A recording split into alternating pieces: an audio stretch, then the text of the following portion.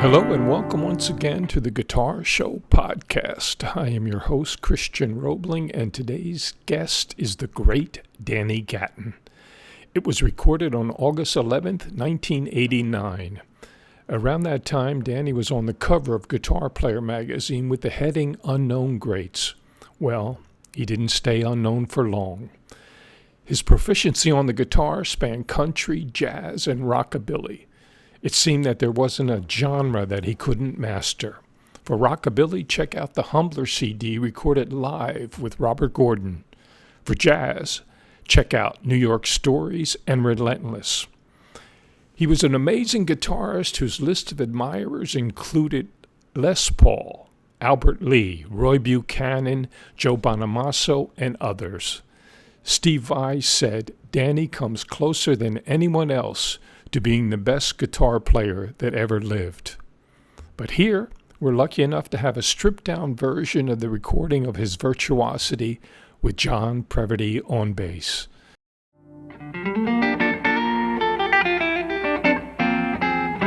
Ladies and gentlemen, Danny Gatton.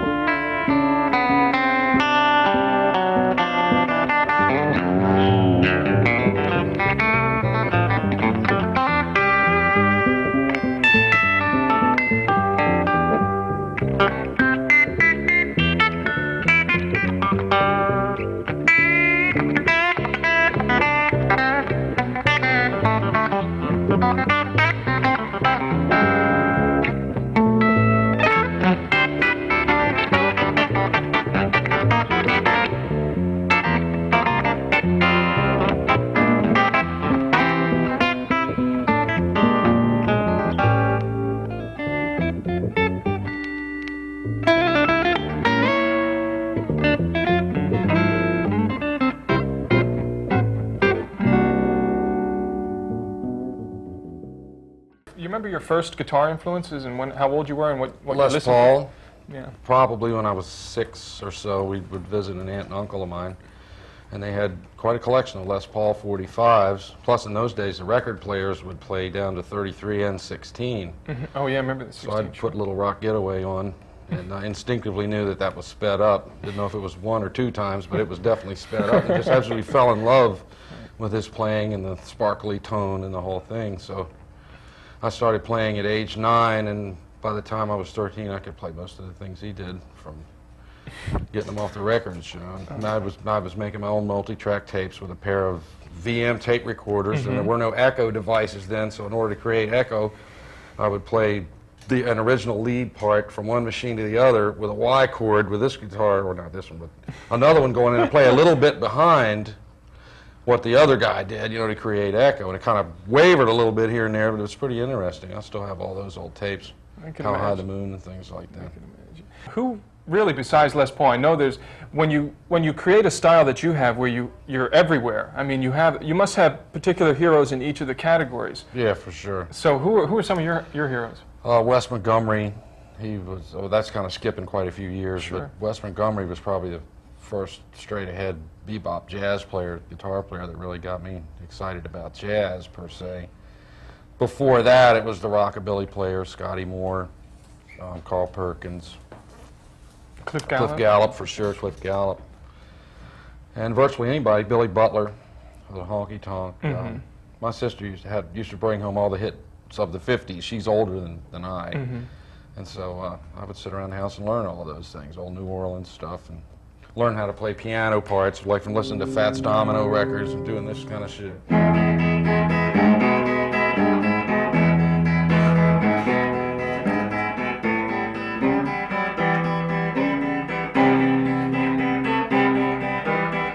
Well, that could go on forever. And boogie woogie piano, stuff like that.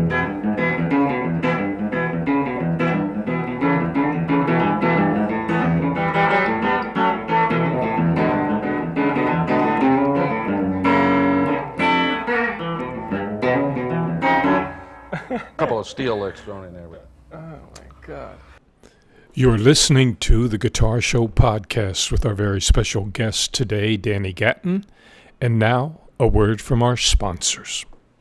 Your right hand technique is quite amazing. That's usually a no man's land for most players. How did that come about? And in all these different influences you talked about, did you have a certain influence during a certain period and you kind of OD'd on that one thing like Wes Montgomery, and then you go to another one? Yeah, definitely a one-track mind kind of person about everything. Yeah. Blinders are on. If I'm building hot rods, I work on my hot rods. Right. Yeah, pretty much. The finger picking thing basically started out from playing stuff. I mean, the Mystery Train thing. If you could put the echo on it, it sounds right. I mean, you could double pick it. Try to get the echo, but without the echo, it's like. Except Scotty Moore just did it with one finger, I think. With a thumb pick. But I knew how to do that when I was 12. And I taught myself how to play 5-string banjo in a day, actually in about a half an hour. Honest to God, we went and bought a banjo in a pawn shop. I think your mom drove you out there or something? Well, my folks took me down there to get an old Vega banjo, and by the time we got home, I could play Foggy Mountain Breakdown. It was fine. Because I had worked out on the chrome on my old man's 56 Ford with finger picks for about a year, because it had 5 ribs in the chrome down the side, and we'd be going down to my uncle's house to go fishing. I'd hang my hand out the window and play banjo rolls on the side of his car going down the road. So I played bluegrass for a So you're long playing time. out in the car. One of the people that I know that you like very much is a guy named Steve Morse. Yeah, very who in much. a way is quite different than you, but in a way he's mastered quite a the different techniques, and you've come to a different place in things. And He's absolutely incredible. Let's go give a listen to Danny while he plays Sugarfoot Rag.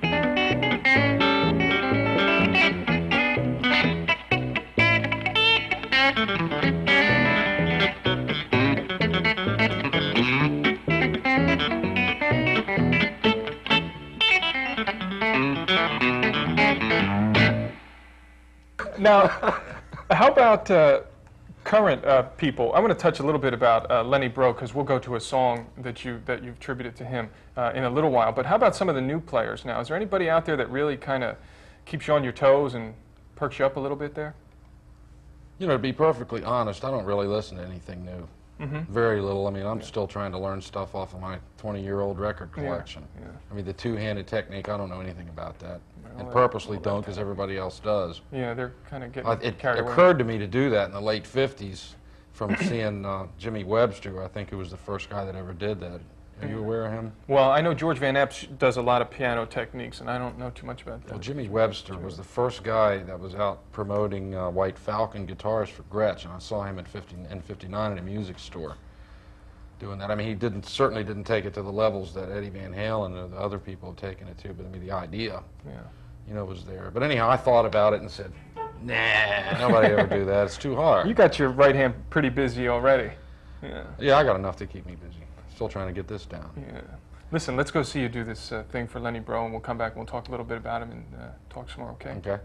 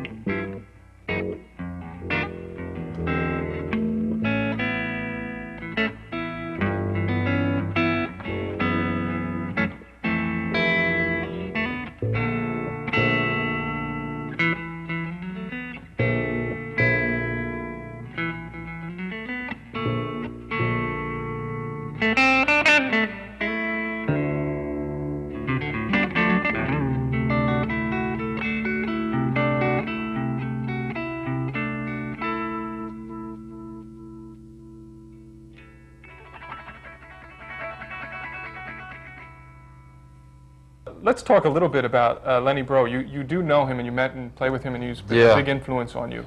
Tell us a little bit about him and what he did as far as influencing you. Harmonics, for one thing. That's the first thing that comes to mind. The second thing is just being able to play 2 and 3 parts like a piano player. He thought piano and not guitar, and that takes a lot of time, you know, to assimilate that sort of information from here and make it work here. I mean, I can't even do that like he did. I mean, no way. You know, Lenny just scared the hell out of me every time I ever saw him play. Well, I think he scared a lot of people. I even think Chet Atkins was on his toes when Lenny was around. Oh, sure. And I first heard about him in '67, I think, in Nashville. Yeah. They said, well, you should see this guy, and I didn't get to see him, but I was playing in a country band at that time, and a steel player gave me the album of him live at Shelley's Manhole. Yeah. He said, you play pretty good, boy, but you ought to listen to this. And so I never gave his album back. I still have it. That's why I'm not letting your album out of my Played it so sight. much you can see through it. Yeah. But just, man, that really knocked me for a loop. And then getting to meet him and, you know, jam around with him. It's quite incredible. Yeah. Quite incredible. Another one of your influences was a guy named Thumbs Carlisle. Oh, He played with you sure. in the Roger Miller band. Yeah, in Roger Miller's band. He was the guy that invented the thing that Jeff Healey does now. Thumbs tuned to E-flat major. Right. And he played with a thumb pick and all of his fingers. And he was just ridiculous. Yeah. He just scared me so bad I could never play good in front of him. And we worked together for 2 years. Yeah. Just totally in awe of this man all the time. Les Paul mentioned him as one of his favorites as well. You played in the beginning, at some point in your career, with Roger Miller and alternating during the year with Robert Gordon. Yeah, I was pretty busy for a couple of years. So what was that like to be able to play those two very distinctive well, they were styles? totally different venues, for one thing. The Roger Miller gig was pretty much like the way sideman gigs are when you're backup country stars. About the only thing I ever did that amounted much was play Orange Blossom Special every night. Yeah. Other than that, my chops and my brain, everything just kind of rotted away for 5 years because I didn't give a damn about playing. Just out there to take the money and run. I see. So you didn't really get to stretch out at all? Nah. Yeah. Plus the band never got to play. We couldn't rehearse. We couldn't do anything. We could sit around in hotel rooms and play like this, you know. Didn't really get off that way. Yeah. But then I got hooked up with Robert Gordon, and that was really good for me as far as exposure. Yeah. Plus, it was the first full-time rockabilly band I'd ever played with. That's was a all very they good did, one. I strictly. did get to see you. I think that was the best rockabilly band there ever was, and Yeah. definitely the loudest. Yeah. But I really enjoyed playing with him. Yeah. Now that's a lot. You get to showcase a lot on anybody in a rockabilly band. That guitar is always out there, so you got to stretch out more. I got to solo as much as he sang. Yeah. But what did he tell you when you got to the band? Did he tell you to play like? How did he tell you to play? He didn't care how I played live. I could do whatever I wanted to. On the records, the production people, wanted to tone down and just play real dumb. My buddy Lance Quinn, who produced a couple of the records, said, "Come on, just play like you're 12 years old and it'll be just fine." And I did. Yeah, but when you were 12, this you were really already blows, man. But I did it anyway. At 12, you were blowing people away. So you should have gone back to you when you were about 6 or something. Yeah, That would have been right. play like you're an embryo. Danny was a guest on the Guitar Show twice. The episode you've been listening to, and again on April 9th, 1991, when we taped him live at the Ritz in New York City. So look out for that episode in the near future. So before we wrap up, let's give a listen to the great Danny Gatton, recorded live at the Ritz in New York City.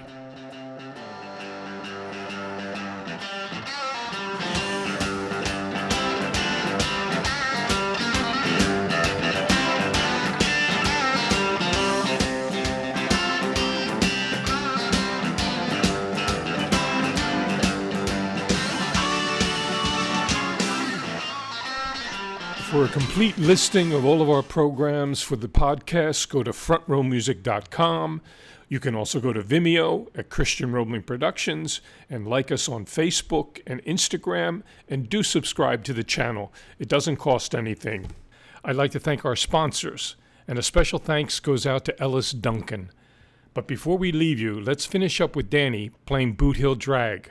The slide guitar part, which you hear, is being played with a Heineken bottle. Besides being an incredible guitar player, he was quite the showman. Danny Gatton was one of the best there ever was. Thanks for listening.